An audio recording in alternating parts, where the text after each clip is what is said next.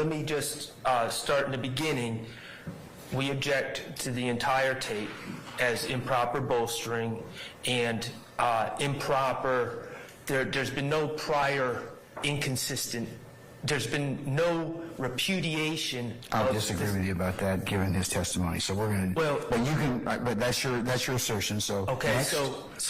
So just for the record, the foundation has not been laid for a prior inconsistent statement. And additionally, Your Honor, they do have the written plea agreement with his initials on it in evidence. So that's already there. Now, also, Your Honor, specifically, beyond the global objection, we object to the law and crime insignia on the tape. The what? I'm sorry? The law and crime insignia that's on the video. It's an insignia that I guess that's it's yeah. Okay, we object to the headings. There's one heading in the beginning that says 8th YSL, in quotes, member enters guilty plea or something to that effect. On my copy, it disappeared for a while, but then midway through the tape, it picks up again and it says something to the effect of YSL gang member agrees to testify against Young Thug. So we object to any of those added headlines. Now, Your Honor, are they going to be taken out? The state has not indicated one way or another on that. Your Honor, that headline does not it does not lend itself to being extracted. I have been attempting to cover it, but when I do that, the video itself doesn't play. But what happens, Your Honor, is that the point at which it comes up is when you manipulate the screen. So, for instance, if I were to simply start playing the video, it goes away. And then when I touch the screen for any purpose, it then comes back up. So literally, unless you have the pointer over the screen, that heading, that caption is not there. And what I would propose to do to remedy that is to stop sharing just before I pause the video itself. Will that get rid of the headers as well, where it says, 8th YSL member? It would. Whatever it purports to say. It would. And, Your Honor, if I may, I can actually show the court what I am speaking of. I'm trying to join back into the Zoom. I'm not even certain how Mr. Schardt gets to the argument that it somehow makes the court a commenter on the weight of the evidence or anything of that nature when we're taking out the portion that he is described talking about the factual basis. And the only thing that is happening is that the court is saying, we don't force people to plead guilty, so we have to make sure you understand your rights, you give them up, and freely and voluntarily. So that's the first part. Then I can determine that your plea is provident and accept your negotiated plea, okay? That's the portion that we are asking to be allowed to include. And Mr. Stephens nods in the affirmative, and then the court instructs him, you have to answer yes or no. And pertinently, he says, yes, sir. So these portions that we are asking to play I don't even see how the argument is made that it somehow amounts to the court commenting on evidence when we have a plea agreement signed by the defendant, entered as evidence, and the defendant has already given the evidence that he has entered a plea and been sentenced by the court. Let me try to, Your Honor, they want to play clips, audio of Your Honor saying, I have to make sure this plea is freely and voluntarily given, which I understand happens during a plea. We all get that. But then, lo and behold, they're going to present to the jury that the plea was accepted. I mean, the jurors are smart people. They're going to understand that Your Honor found that the plea was freely and voluntarily given. How is that not admissible, though? Why is it admissible? Because it borders on opinion as to his guilt or accused. Like, see, for the plea, if I make that determination because Ms. Love and Mr. Atkins, there's no jury. When it's said in front of a jury, or what the defendants are saying is, it might give to the jury my opinion as to whether or not that's been proven or asserted guilt or innocence. So, and that, of course, as you all both know, that if this is wrong, Correct. it's very bad. So, so I would prefer, over your objection, Ms. Love, to go ahead and just edit out 0 through 158. It's just not worth the lift or the squeeze at this point. So, Your Honor, having no problem with that, I just ask that the court allow us to keep in lines 1 through 19 on page 3, where it has Mr. Stephens being sworn in. And then from there, after he says, "I do," the second time, taking out all of the court's instructions. So you mean from line 19 through... From line 21 through line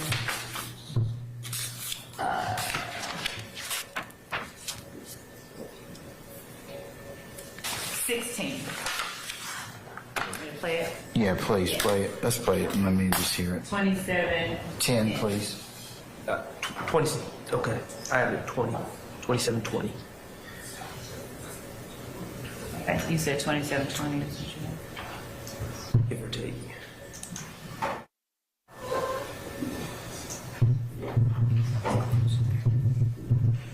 I'm starting at 27, 8, 08. Hang on, let me share the screen.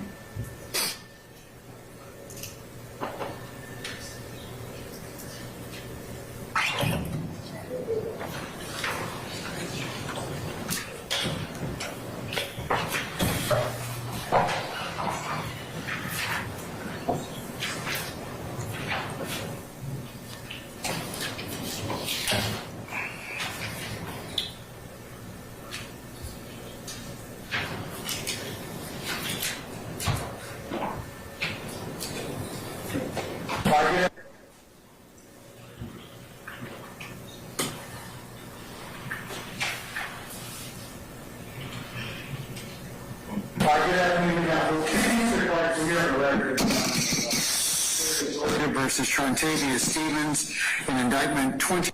You can't have any contact with anybody else in this indictment until these proceedings are over. Yes, sir. And what I mean by that is until the appellate procedure in this particular case is over, if any.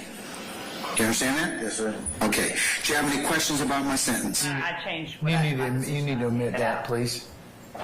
Okay. Yes. Yes, Anything else? two. Because I don't want to have any issues tomorrow morning. Okay, about. Yes. Okay. So are those the only things that you? No, there's two other things, Your Honor.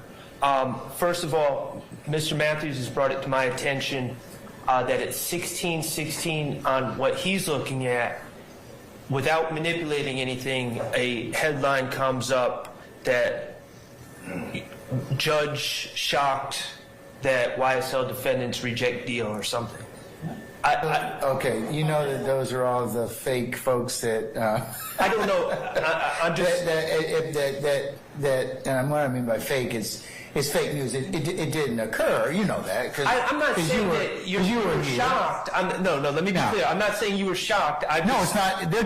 A third party is trying to attribute to me something that's not true. Correct. Okay. All right. Can we just strip out all that, please, madam? Yes. All right. And 1616 and 747. It doesn't come up on the one that I'm playing on mine. Now, maybe it does when they're... Oh, okay, I see it right here.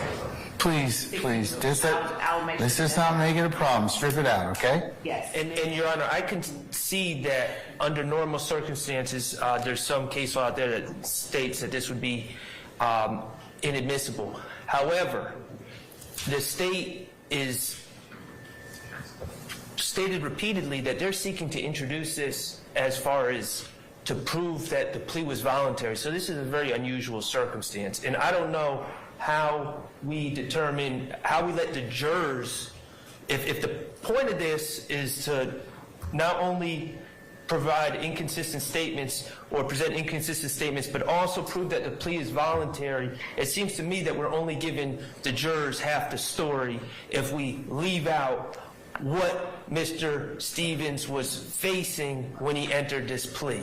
Your Honor, I believe that that is a backdoor effort by the defense in asking. I think that it's disingenuous to suggest that somehow it is proper to keep a sentence that Mr. Stephens did not receive in as part of this offer that we're making.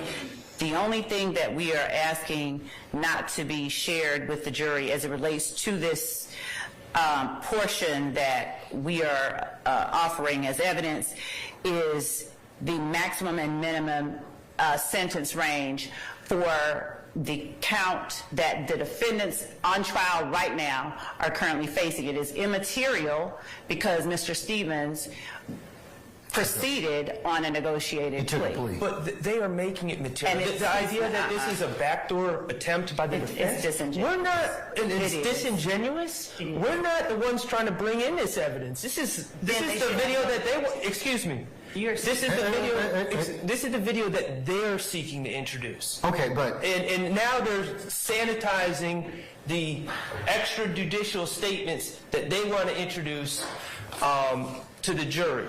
it's not really relevant, Mr. Schardt. It's not because he took a plea and he got the benefit of the bargain.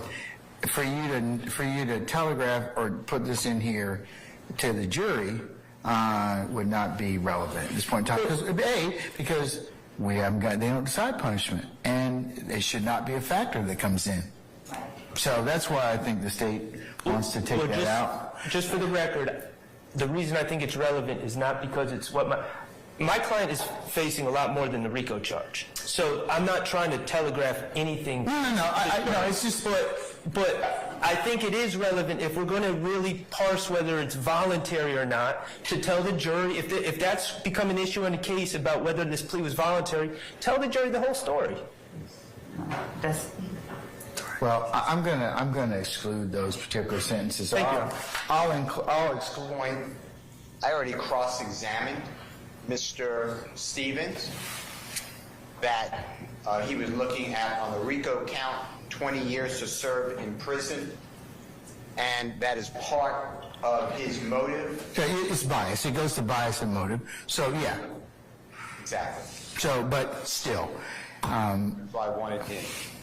I'm going to exclude it. I mean, you've gotten what you, the purpose, and I think he's testified to that, but so we don't have any other issues, and I'll exclude it. Would that not be a prior consistent? No. Nice try, Mr. Matthews. And then, Your Honor, I'm objecting to the entirety of the exhibit, and I apologize, I can't remember. I didn't write down the exhibit number. If someone could It is 14 uniform. Thank you. I'm objecting to the entirety. I still haven't heard why it is impeachment. I heard the court say it is. I heard the prosecutor say it is, but I don't understand. And maybe.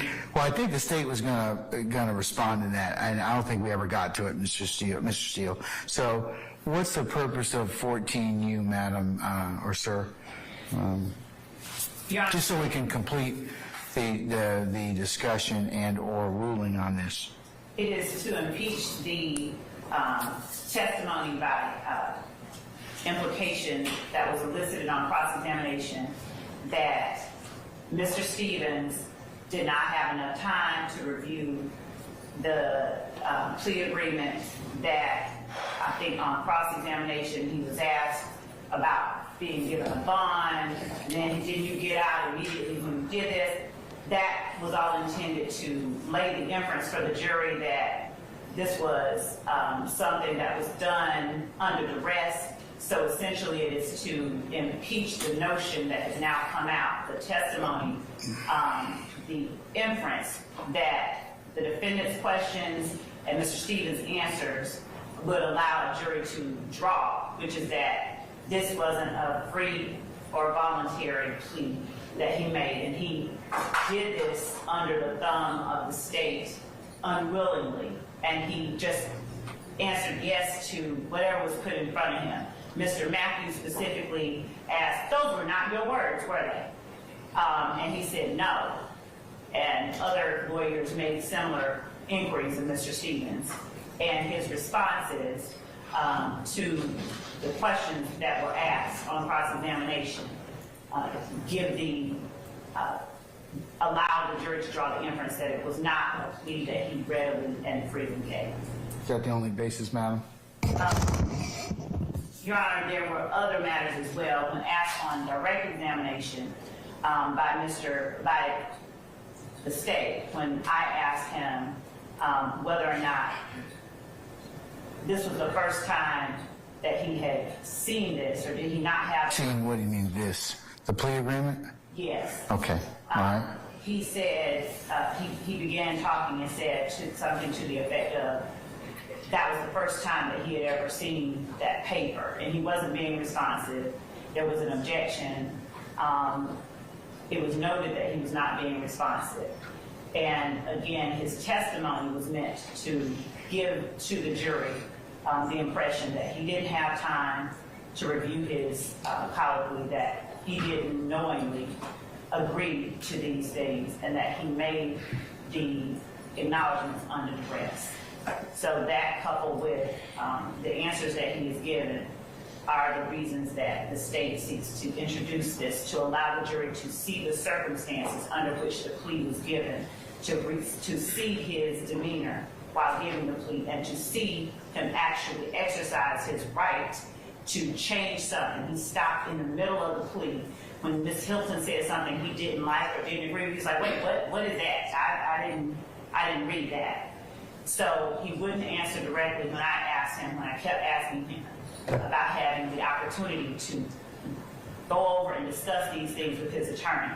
But he answers it during the plea colloquy and says that he has had enough time, and the jury can see the court giving him time and allowing him to exercise his rights to ask more questions and do anything he wants. So I think that it is necessary when, as here, a witness on the stand makes a different statement, takes a different posture in a statement made outside of court, it is necessary for the jury to see the circumstances of the statements made outside of court, and to hear, when we have that opportunity, what was said, so that they can compare the two and draw any inference that they choose to from the reason that there are differences between the two. Okay.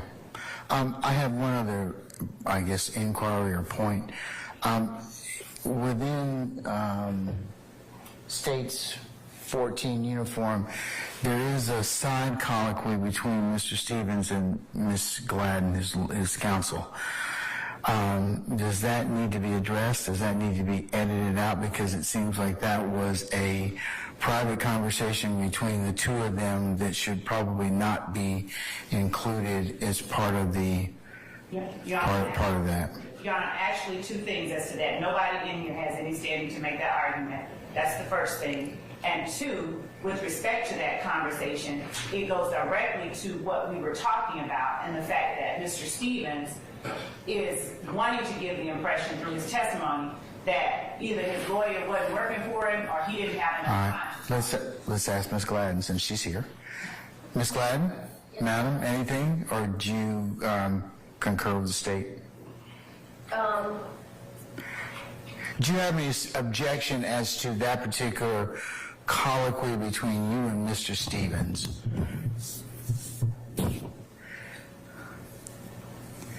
Was there any, I understand the question. I'm just trying to think on it. okay, I mean...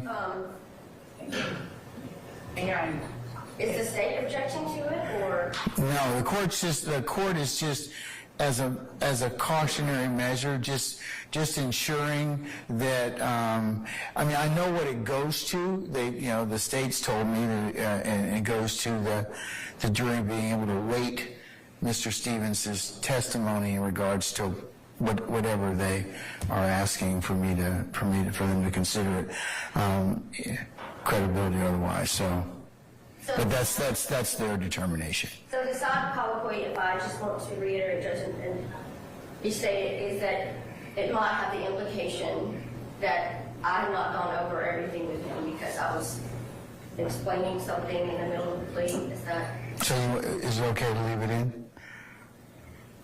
Your Honor, I mean, it's up. I would need to probably discuss that. Your Honor, attorney-client privilege was broken when it was displayed and played for the world. There is no attorney-client privilege. Once a third It's waived. is waived. Okay. All right. Okay. I just wanted to just address it so that. And I think that my response would be that I think that it should be something that if the court was considering it, I should discuss with my client about. I don't think that he has it. Your Honor, I I'm don't not saying that I do have judge, I'm just telling the court my opinion. As to something coming in. Is it in the transcript? Is it in the transcript? I'm not certain, Your Honor. I didn't check the transcript. Let me see. But I can say that it is already out there. It's been viewed and a million people have seen it. Of course. Well, But still, It's been broken. but I understand that, but at the time that it was presented and played, or however many people saw it, Judge, we weren't in a position where the court or the state was trying to impeach him on those statements. So whether or not she has, I think you have an opinion, Your Honor, as to, I'm not sure if the court would agree, but not as to the whole entire plea, Judge. I'm just speaking specifically to those few seconds. Oh, actually, Your Honor, page 14, line 24, I'm letting you know your rights. That's not something that I can't tell you.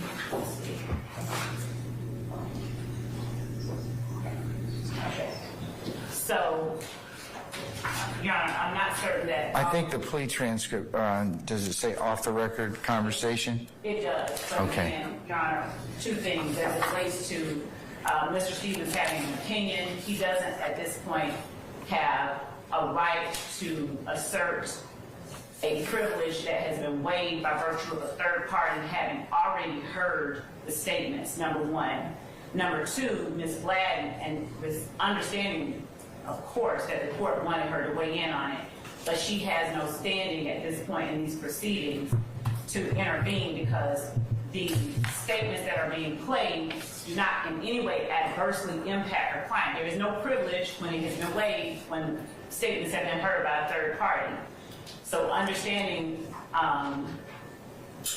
the court's desire to be as judicious as possible regarding these matters, notwithstanding that fact, neither Ms.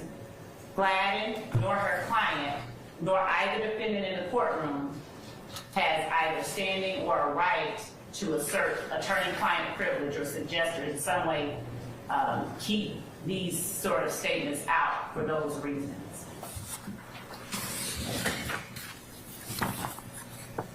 Thank you.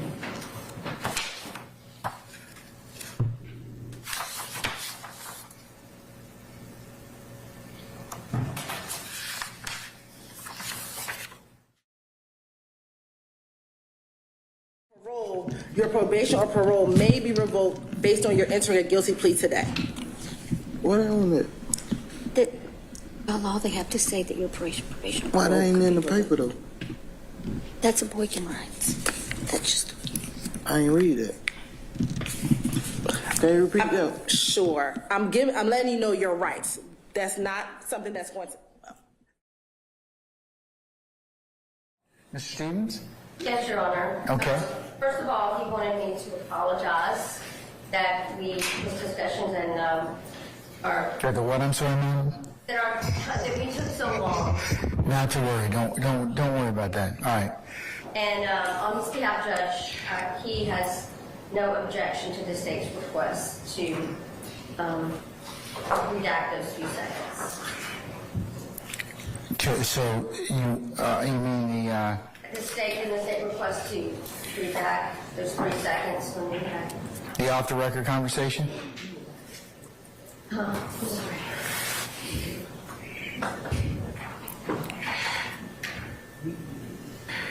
Oh, Judge, I completely misunderstood. do it.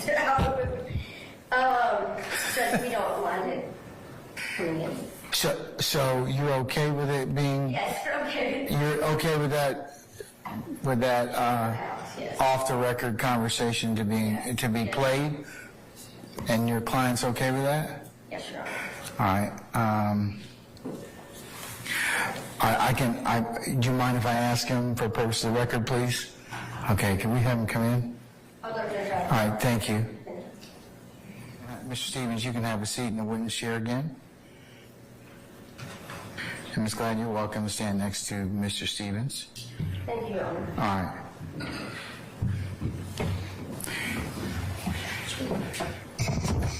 Now, Mr. Stephens, let me just add, you sit down, please. Have a seat.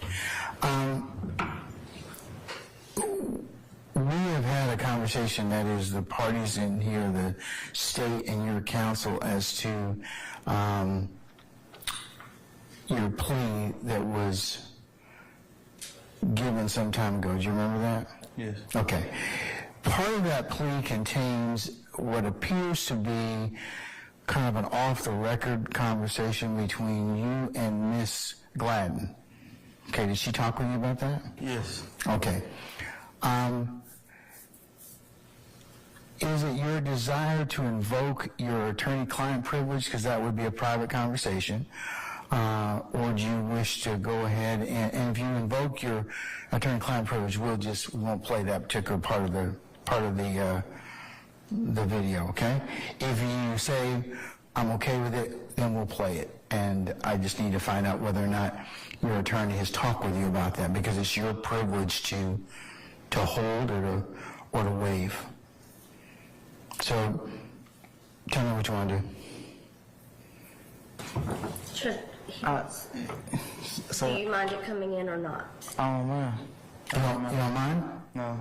Okay. Did Ms. Gladden talk with you about that and explain to your satisfaction what it means to have that particular statement come in or come out? Yeah. Okay. So tell me again what you want me to do with the statement, or you wish for me to do with the statement? What?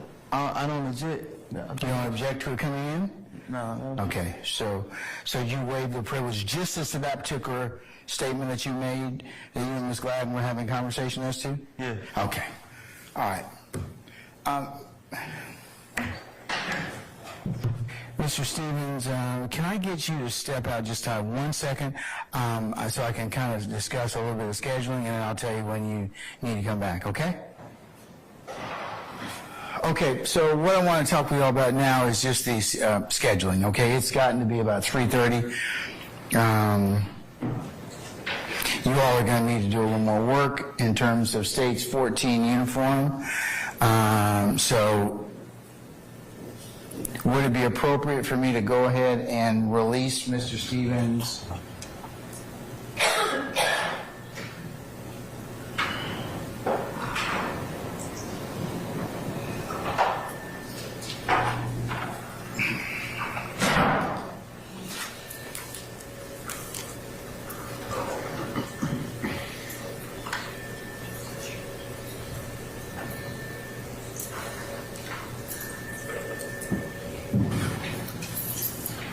Till tomorrow morning at 1000 hours. Would that be sufficient, madam? Yes. All right.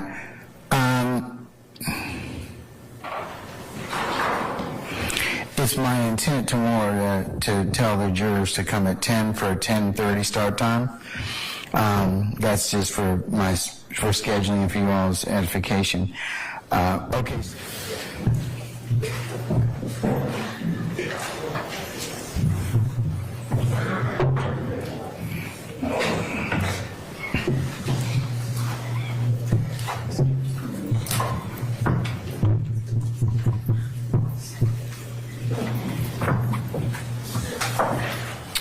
All right, ladies and gentlemen, please be seated.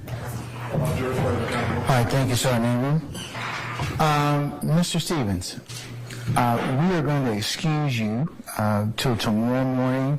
I'd like you to appear back at 10 o'clock, okay? Just be outside, and then we'll pick up your testimony once we call for you. It'll probably be somewhere between 10:30 and 10:45, okay?